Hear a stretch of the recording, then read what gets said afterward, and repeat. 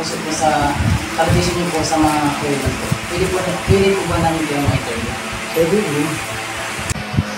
Ma'am, maaari niyo po bang ipakilala niyo yung sarili at kung ano po ba yung katayan niyo dito sa komunidad? Pwede rin. Ako si Binanggit Cynthia Gabinisiya na nakatira dito sa Barangay Tagumpay almost 45 years na galing kanina. So ako ngayon dito sa Barangay Tagumpay, sa komunidad, ako ang chapel head servant ng St. Joseph Patro ng Barangay Tagumpay. Gaano niyo na po ba katagal pinapractice yung mga tradisyon and beliefs niyo po sa mga kuya? Since na makaintindi na ako, yung kumbaga, makakaunawa na ako sa, alam mo, pag ganito, tulad din yung mga kabataan ngayon, siyempre doon ko na simulang maintindihan, malaman yung mga tradisyon namin bilang kunin, na ano namin sa aming mga ninong. Maaari po ba namin malaman kung, or pwede niyo po bang isalaysay kung ano po yung spiritual belief in Kuyunan po?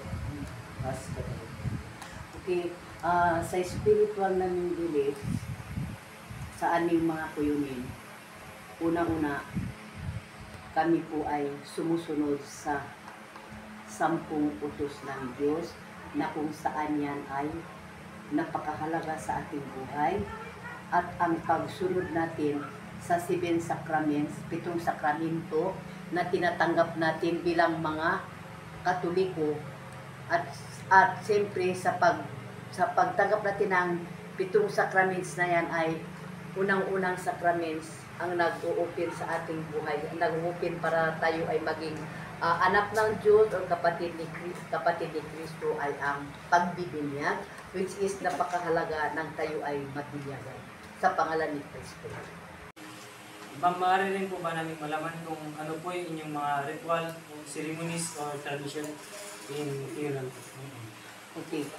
Sa Kuyunin, ang tradisyon po namin doon, pag ang isang magulang ay nakapanganak na, kailangan na 2 buwan pa lang o 3, dapat siya ay mabinyagan na para magiging Kristiyano siya at siyempre anak ng Diyos siya at magiging kapatid na ni Kristo. Maaari din po ba namin malaman kung sino po yung consider niyo po na spiritual leaders or elders sa inyo po sa Katoliko? Siyempre yung kinikilala namin ng una, yung ating Santo Papa, makatapos mga cardinal, mga pari, bago daw sa mga chapel ay yung mga minister na kung saan katulong din pa o ano naman po yung inyong mga tradition or rituals pagdating po sa kalusugan or kapag may sakit po, ano po yung mga ginagawa niyo? Or ano po yung mga gamot na or herbal na ginagamit niyo po para mapagaling yung isang may sakit? So, una-una, yung ginagawa namin ay gumagamit lang kami ng mga herbal medicine. Na kung saan ang herbal medicine ay napaka-effective naman yan sa sakit ng bato o sa lahat ng mga sakit ng tao kung yun ang ating gagamitin. At saka kung halimbawa paggamit natin ng herbal, hindi pa siya gumagaling, siyempre dinadala namin yan sa albularyo. So siyempre, pinapagamot namin sa albularyo, kasama rin yung panalangin namin sa Panginoon na sana gumaling ang karamdaman ng aming mga anak o ng karamdaman ng aming pamilya. Pagdating naman po sa pagpanganak po or bagong panganak, ano po yung mga tradisyon niyo po doon or anong mga bawal na gawin para po hindi magkasakit yung bata o yung bagong panganak? Okay.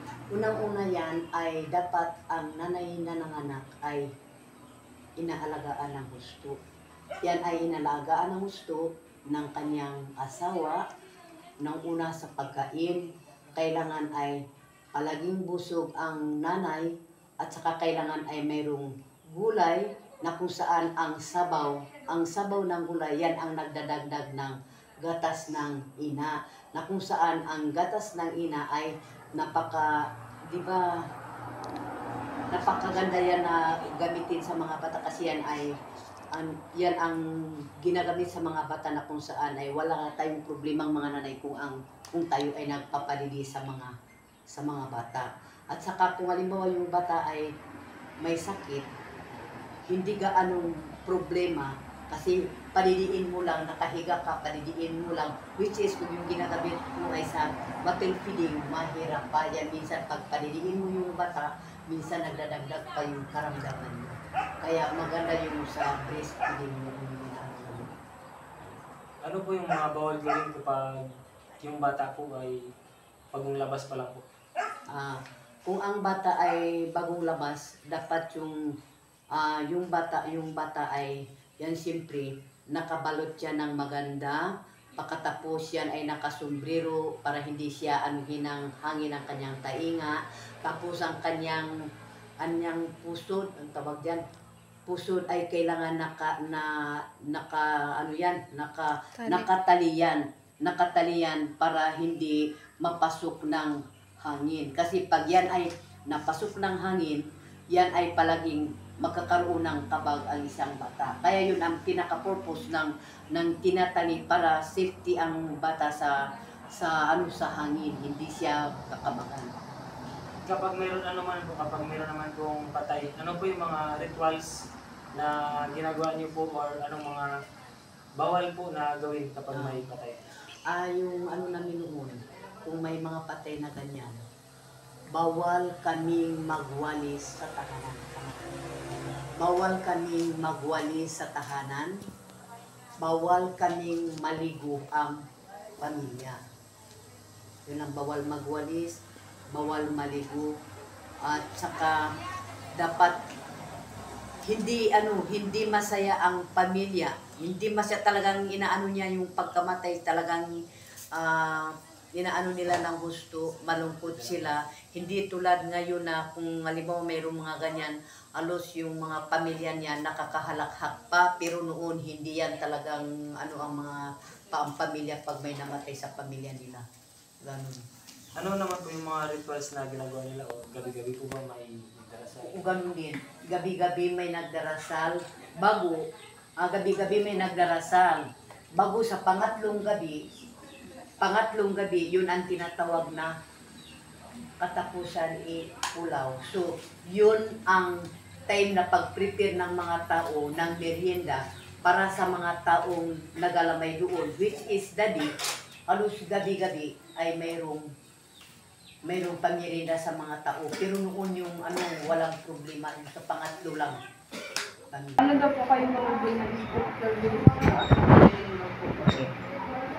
Ay simpre ning kung anong nasimula namin nung maliit pa kami, kung anong turo sa amin sa simbahan, hanggang ngayon yun ang aking sinusunod. Kaya malaking tulong sa akin ang spiritual na malaking tulong sa akin at sa aking pamilya. Yung pangalawang tanong po is paano po na-preserve yung spiritual belief sa community po? Ako yun. Siguro may na-preserve po nung spiritual belief ko sa Kuyunin ay yung siyempre nung bata pa ako, pumupunta na ako ng simbahan o nagsisimba na ako, alam ko yung kautusan ng ating Panginoon, lalo na ang kanyang 10 utos sa atin na dapat nating sundin. Kaya yun, kumbaga, tinuloy-tuloy ko yun hanggang sa tumanda na ako ngayon. Hindi ako nakakalimot sa simbahan magpunta at kung anong mga gawain sa simbahan, yun ang aking ginagawa. Kaya yun ay na-preserve ko. Ang question is, gaano ka-importante na malaman ng younger generation ang Kuyunin tribes po? Okay. So, yung Kuyunin tribes ay napakahalaga. Mahalaga yan kasi ang mga bata noon ay mga magagalang pa yan. May respeto sa kanilang mga magulang, tapos may takot sila sa Diyos at sa kanilang mga magulang. Na kung saan ngayon nakikita natin na parang wala nang respeto ang mga bata ngayon, wala nang takot, tapos ginagawa na lang nila ang kagustuhan nila kung ano, hindi na sila nakikinig sa kanilang mga magulang. ano po yung nakatulong o yung tumatak sa pagiging kuya niyo sa reliyon po? Ang nakatatak sa akin ay ang nabilang is sa relihiyon, sa aming relihiyon sa Katolik ay ang pagkatuto namin sa lahat ng panalangin, na kung saan ang panalangin ay napaka-importante at very powerful ang panalangin. Kaya yan ang nakaano sa akin na hanggang ngayon palagi akong nananalangin na alam ko yan ang ating gawain bilang mga Kristiyano, ang panalangin, ang paghingi ng tulong sa ating Panginoon at ang pagpapasalamat sa lahat ng mga biyaya na Kanya po ibinibigay sa atin dahil ang Kanyang buhay, ang ating buhay ay mula sa Kanya. Next question po. Gaano po kaya para sa inyo na ay paso yung spiritual beliefs ng mga Korean tribes sa ngayon? Napakahirap na ngayon kasi nung ako'y mahal na araw, pag pumapasok na ang mahal na araw, yan wala kang maririnig noon na mga, halimbawa ng May Santo, Biyernes Santo, wala kang maririnig na mga sound or music, mga kantahan, wala kang maririnig. Kasi ikaw nag-ano talaga na ayan ay palapit ng mga matay, di ba, ang Panginoon. Yan, ginagawa namin yan, sa kuyo yan noon. Pero ngayon, hindi mo na maano sa mga bata, parang hindi na sila naniniwala. Hindi na sila hindi na sila naniniwala na ganun ang ganun ang gawain. Diba, ganyan. Magpatugtog sila, sasabihan mo, "Uy, huwag kayong magpatugtog ganyan." Kasi mahal na araw, ayan sila, wala na, basta sila magpapatugtog. Basta yung sarili nila, kung anong kaisipan niya, kalooban nila, yun na ang ginagawa nila. Sila na ang nakakaalam.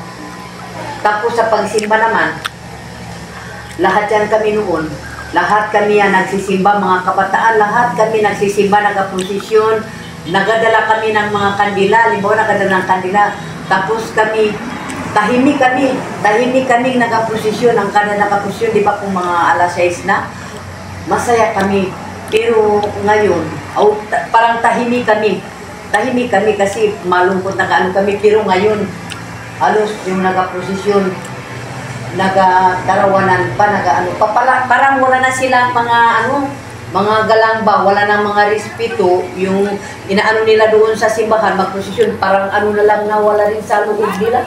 Parang nagpapakita na lang sila na sila ay nagsisimba, pero hindi naman sila totoo na sila ay nananalangin sa ating Panginoon kung ano nang nangyayari sa Kanya.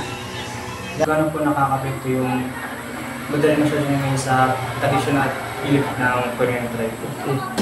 Malaking apekto sa ang modernisasyon sa noong kaugalian ng kuyunin, lalo pa sa spiritual na belief. Kasi yung mga bata ngayon, hindi na sila magpunta ng simbahan. Wala na silang pakialam sa simbahan, sa pagsamba sa Panginoon, na kung saan, kung linggo, dapat sana yung mga kabataan doon magpunta sa simbahan. At saka hindi na sila nakikinig sa kanilang mga magulang na magsimba, na magsimba, hindi sila nagasimba. Yung nila, yung gusto lang nila. Outings ngayon yung mga kabataan kaysa magpunta sa simbahan. Kung saan-saan sila magpunta sa mga banding-banding sila, kung anong mga kasiyahan doon, na mga inanula doon pag halimbawa nag-outing sila. So hindi na sila nag-aano sa simbahan, wala silang time sa Panginoon. Malaking pikto. Next question po, ano po yung mga naitulong ng gobyerno para ma-preserve po yung cultural and spiritual beliefs po ng Korean tribe po? Okay. Yan, ang government ay nagkakaroon ng budget para sa mga tribes, lalo na sa Kuyunin tribes.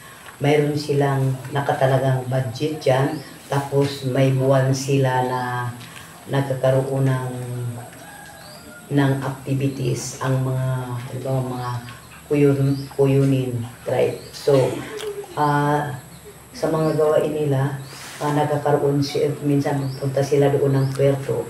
So, kung anong mga laro noon, yung mga Kuyunin, yung mga laro noon na mga panlarong yan, inaano nila, parang i-refresh nila sa mga kabataan para para makita ng mga kabataan na yun pala ang mga laro noon. Yan, taon-taon yan may ganyan. So, nagabudget din yung government dyan sa mga tribes na ganyan. Last question po niya. Ano po yung ma-share mo para po ma-maintain yung spiritual views po ng pinag-tribes? Yung masishare ko dyan, dapat ipatuloy kung ano ang kaugalian noon ng mga kuyunin at saka yung sa mga espiritual na gawain. Dapat maipatuloy ngayon